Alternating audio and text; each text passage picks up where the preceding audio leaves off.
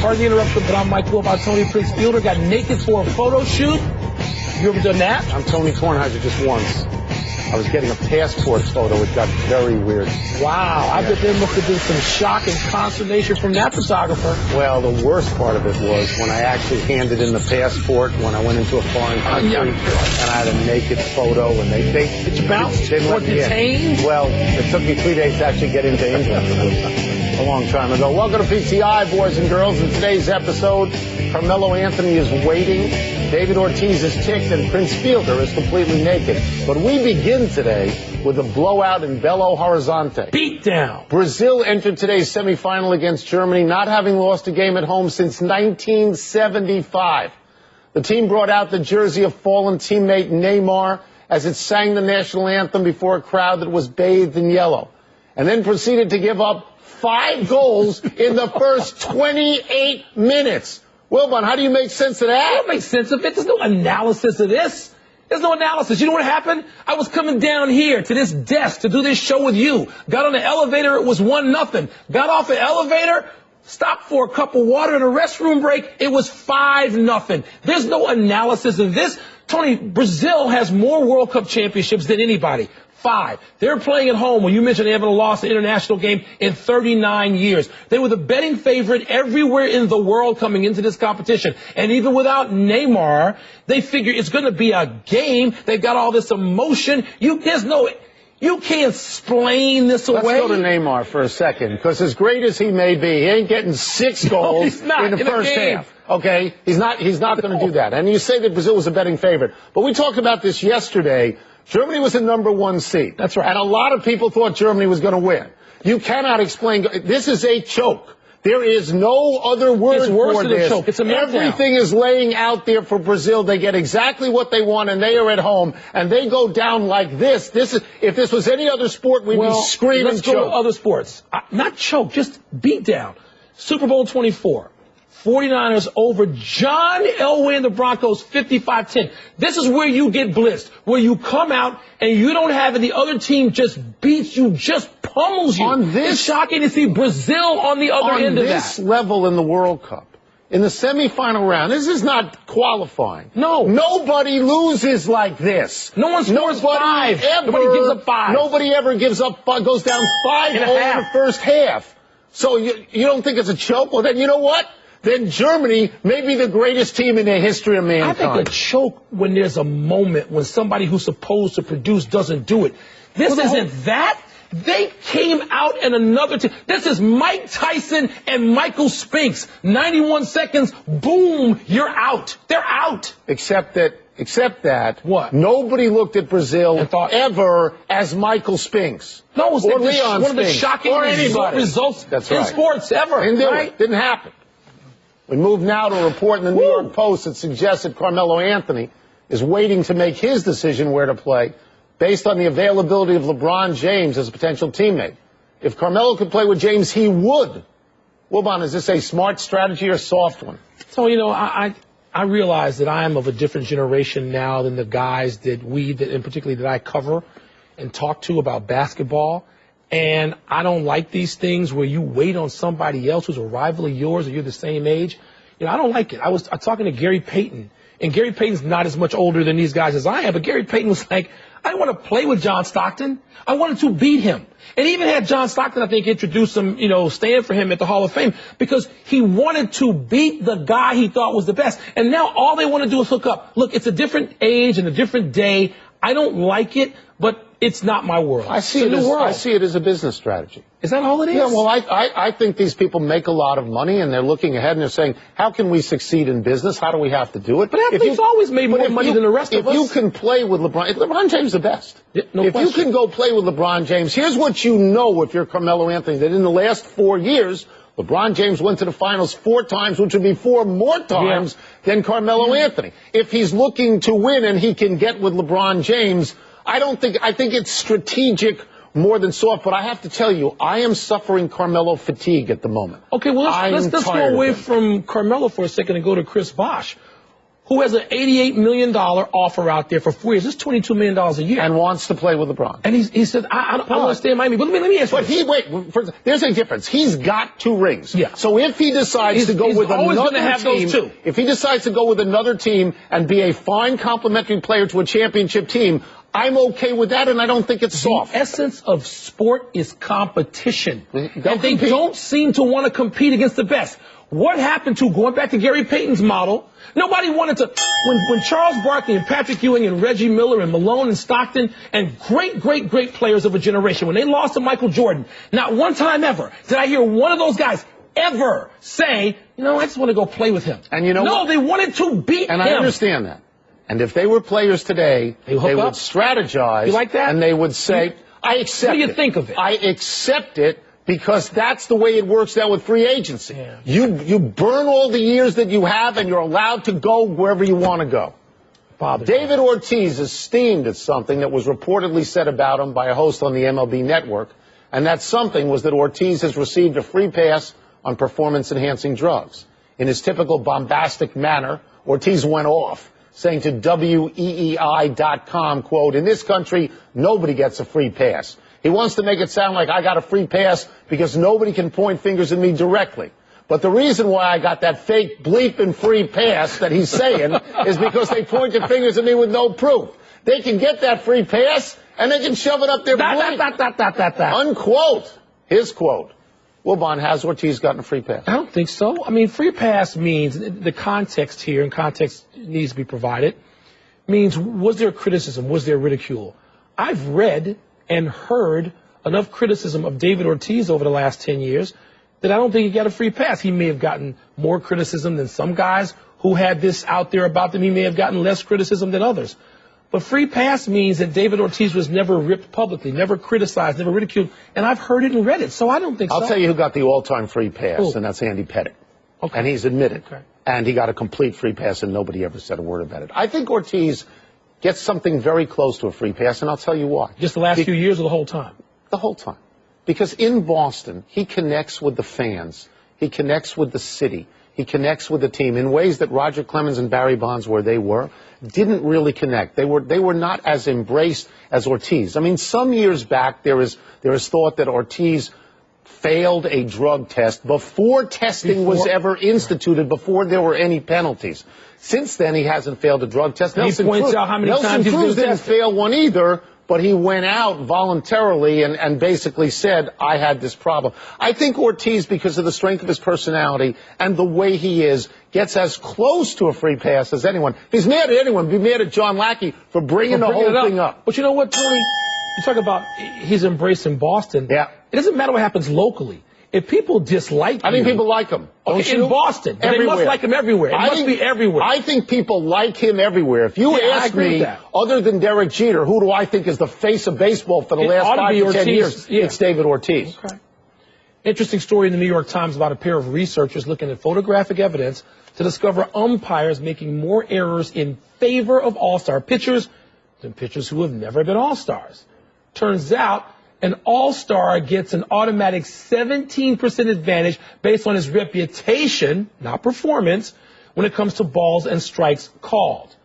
Tone, you have a problem with the rich getting richer? You know, you talk about context being everything.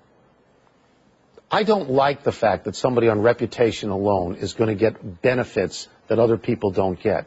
But I can tell you he's earned them.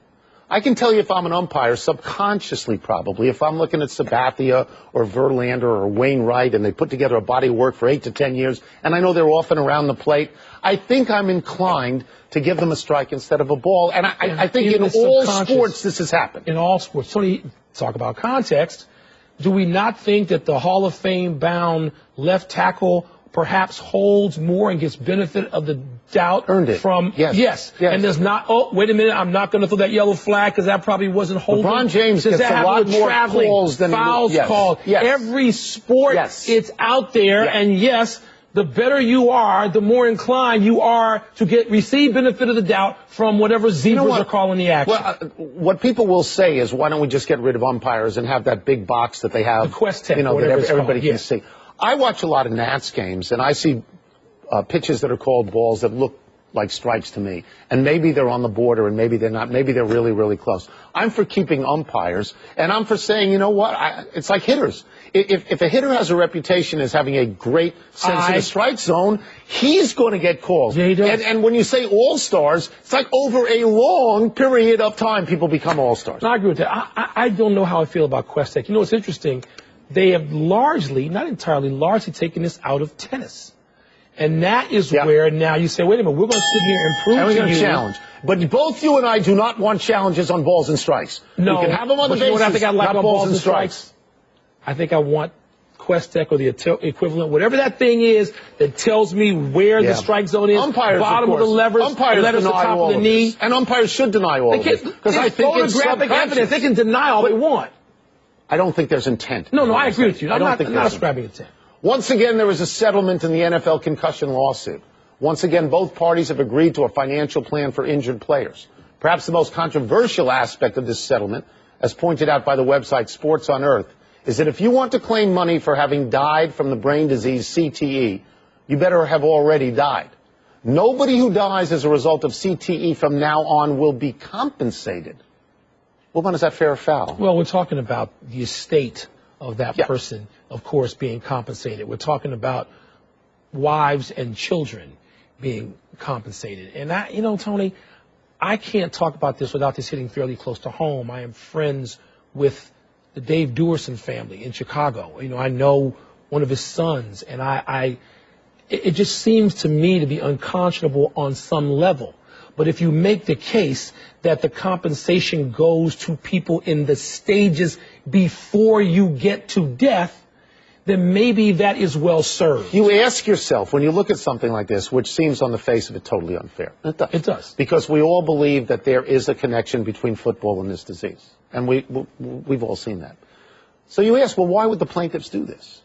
Well, one reasonable answer would be that there are other diseases perhaps on the way to CTE, and you can get compensated for them in the now. That's the only thing I think, Tony, that would be palatable.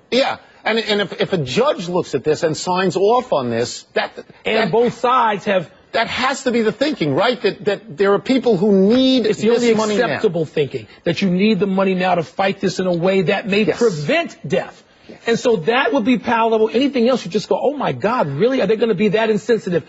I hope it would not be any sort of that, any case of that, any part of it on either side leading up to this agreement. There seems to be clear evidence, maybe the NFL doesn't want to concede this, but there seems to be clear evidence of a link between playing football and the possibility of getting this disease. Absolutely. So the notion that you would die from this disease and your heirs would get nothing is manifestly unfair unless...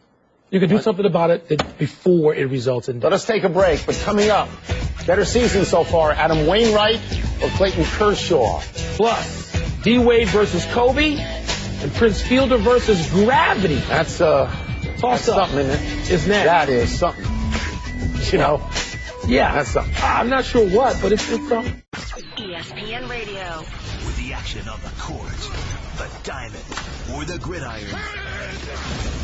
Comes alive. The NBA. The San Antonio Spurs are the world champions. Major League Baseball. The Boston Red Sox have won the World Series. The new college football playoff. The Seminoles have completed the perfect season. You're home for the best in sports play-by-play. ESPN Radio. Tuesdays mean two things at PTI. What? We play toss-up and groupies eat free. Yeah. What's first? Toss-up better season, Adam Wainwright or Clayton Kershaw? I love Clayton Kershaw. I think he's the best pitcher in baseball. If you said you can hand the ball to one guy, Kershaw. I'm going to hand it to Clayton Kershaw. Adam Wainwright is having a better season to this point. Adam Wainwright has more wins. He has a lower ERA. He has more starts. He has more innings pitched, and he's actually pitching for a team with a slightly worse record. So, I mean, right now, it's Adam Wainwright. It's so 2014 of you to plug into some, seam head formula. Here's the deal that you actually know matters. 36 scoreless innings consecutively. Yeah. I know that's a record that you respect. That's in a month. That's not over the course of the season. 36 scoreless innings consecutively. I just told you, I want doesn't him. have that. And a no-hitter right. already. Don't you just said you would give the ball to Kershaw. And why would you give the ball to the second best because pitcher? Statistically, Adam Wainwright's having a better year. Next. Toss up, more left in the tank. D. Wade or Kobe? I think it's Kobe for a variety of reasons. I know that Kobe's 3 years older. I know he's played more than 500 more regular season games than Wade. 6 regular seasons. I think the presumption right now is that Kobe is healed from an injury. He did not play all of last year. I understand. I think that Wade is not yet healed. And you know how I feel about Wade? I feel that Wade played so hard for so long that when he loses it, it may completely go. And in the case of both guys, by the way, are on the stop for gas light on the tank. But I think Kobe may have a little more. I really don't know here. I mean, Dwayne Wade clearly is going to probably have to have a knee surgery. And then how do you come back from that knee surgery? But he is, 32, as opposed to Kobe being, 36? 35, 36. I'm going to say... Are you going to answer? I'm going to say Kobe. Well, that's what I said. That's what I said, Kobe. Kobe. Next. Hall of Famers. I don't know who has more left. Toss up, closer to being a hero in Cleveland. Johnny Manziel or Dan Gilbert? Let me be very clear about this. Today and every day until LeBron James signs with another team, the answer is Dan Gilbert. The notion that he could put this together after all that water under the bridge it's incredible. And Johnny Manziel, by the way, is not being served by the owner of the Cleveland Browns who drafts him and then makes him into a villain. I don't get it. This is like a 5-0 Germany lead. This is a walkover. This is not particularly difficult. It's Gilbert. And even though, I think that Gilbert on some levels, a lot of levels, is just detestable. On all levels, you've said many times. Okay, let's go back to all levels. Yeah, all levels. That's what you... But if... Yeah, that's right. If LeBron is even strongly considering if they have sort of built the bridge even to this point, billboards, where they could cross it, we are all witnesses. Absolutely. Your boy hasn't taken a snap. Next. For Cleveland yet. He didn't take a snap. No, it's not him. Next. Last one, toss up. Whose naked photo shoot impressed you more, Prince Fielder or Serge Ibaka? Serge Ibaka looks like a Greek god. I mean, seriously, Michelangelo could sculpt this guy. I am more impressed because Prince Fielder's 5'11" and 275. And he looks like an avalanche out there. And the fact that he did this, that he had the onions to do this, impresses me. It is. This is having a healthy sense of self, isn't it? To go out there. First of all, or a completely distorted sense of self. Okay, either way, you're not lacking for confidence. Even if he's airbrushed, he's sufficient in the stomach area. That's who he is. Can we have a write-in? Reality has the copy of the magazine. He can give us the surfer woman who was in this issue as well. I don't care about these two guys. Ibaka's the answer to the question. Ibaka. I'm more impressed with... Who's that surfer, Reality? That's it for toss-up. Blonde surfer. It was amazing. Time for a break, but on the way, a look back at the time Rex Ryan, your boy, ran with the Bulls, not Chicago. Not my Bulls.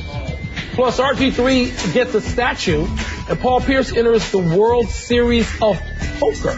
Really? Reality's got to get the name of the surfer. Know when to hold them, know when to fold them. That's what I'm going with. Happy time, people. Happy 65th birthday, Wolfgang Puck. Born in Austria like Arnold Schwarzenegger, has opened up some of the best restaurants in the United States, including The Source in Washington, D.C., and Spago and Cut in Los Angeles. Sports connection is obvious, hockey. Wilbon, have you ever eaten at a Wolfgang Puck restaurant? Well, you mentioned The Source in D.C., Post Rio in San Francisco, Spago a number of times, and he's got this express breakfast joint at O'Hare in Terminal 3. Free food, Wolfgang, hook us up! Happy anniversary, Rex Ryan. On this day last year, you ran with the Bulls in Pamplona, Spain, making sure to get out of the country again this year. Here's Rex Ryan at the World Cup in Brazil. And Wilbon, look how thin he is. That operation works. When Chris Christie runs for president, he's going to be that thin, too. Thankfully, this has been pretty much a Rex-free summer. Yes. I like that. Yes. Happy trails, Jason Kipnis. Kipnis, who made the All-Star team last year for the Indians, was stitched in a clown suit last night by Derek Jeter, number 2, Derek Jeter, mistakenly running full speed on a pop out to third Kipnis was faked out by Jeter pretending to be awaiting a throw. Easily doubled up at first base. This is embarrassing. It's like, dude, have a gift basket. Get out of here. Back to the Really? Yeah. Really? That's how you're equating this? A little embarrassing. Really? You think that's an embarrassment? Yes. How about Brazil? Was that an embarrassment? Whoa! Was that an embarrassment? Time to find out we messed up reality. Another baseball happy trails. Joey Votto's going on the DL. 15 days, nagging thigh injury for the Reds. Yesterday, Tony, you said Kobe was 40 years old. I said he turns 36 40 was an exaggeration. But yesterday I said Kobe turns 36 in August. Today, Wilbon says Kobe's 36, and I say again. It's August. He turns 36 in August. It's August. Next It's here. month. Happy birthday, Kobe. And also, Yasiel Puig accepted an invitation to participate in Home Run Derby. That's going to ruin him for like 6 weeks afterward. Maybe. He's the most exciting guy out there to watch at this stage in his career. He's Probably the so. guy. Let's go to the big finish. Let's do it. Baylor's new stadium will feature a statue of RG3. Is that appropriate? Is he the most famous player in Baylor history, more so than even Mike Singletary? Maybe. I guess so. Right? You look confused. Peyton Manning is the biggest favorite to win the MVP for a 6th time. Would you make that bet? I understand he hasn't done well in Super Bowls, and I understand there might be a fatigue after so many MVPs, but it's a quarterback league. He's got great receivers. He had an unbelievably great year last year. If I had to pick one guy, I'd pick him. You wouldn't? Would you not pick him? I want to see him win a Super Bowl. I hope for Peyton to do He's that. won one. I want him to win another. Paul Pierce is competing in the main event of the World Series of Poker. You a good poker player? No, much like never having watched Seinfeld, I've never played poker. And you've also never eaten a raspberry in your life, right? No. Right? And Raspberry. Right, never eaten fruit. Never eaten Brussels sprouts in my life. Never eaten asparagus in my life. Never. Okay. Masahiro Tanaka takes on the Indians tonight. How's that going to go? By the way, I like asparagus. It's going to go the way it always goes when he faces his team for the first time, because he's 10-0 facing his team for the first time. He's going to crush someone. Last one. Jim Harbaugh wore his mitt to a Marlins Diamondbacks game. Is he too old for that? No, I'm going to take mine to a Cubs game in a couple of weeks. Are you really? Yeah. You can always catch a foul ball. You know what? You can always do that. That's cute. You know? We're out of time. We'll try and do better the next time. I'm Tony Kornheiser. I'm Mike Wilbon. Same time tomorrow, Knuckleheads. Check out the PTI podcast. The next big thing. The next new kid. The next overnight sensation. The next rookie. One to watch. The next Hall of Famer. The next Intimidator. The next 6-time. The next King. Next. Who's next? Let's find out. Names are made here. The NASCAR Nationwide Series at New Hampshire. Saturday at 3 Eastern on ESPN2.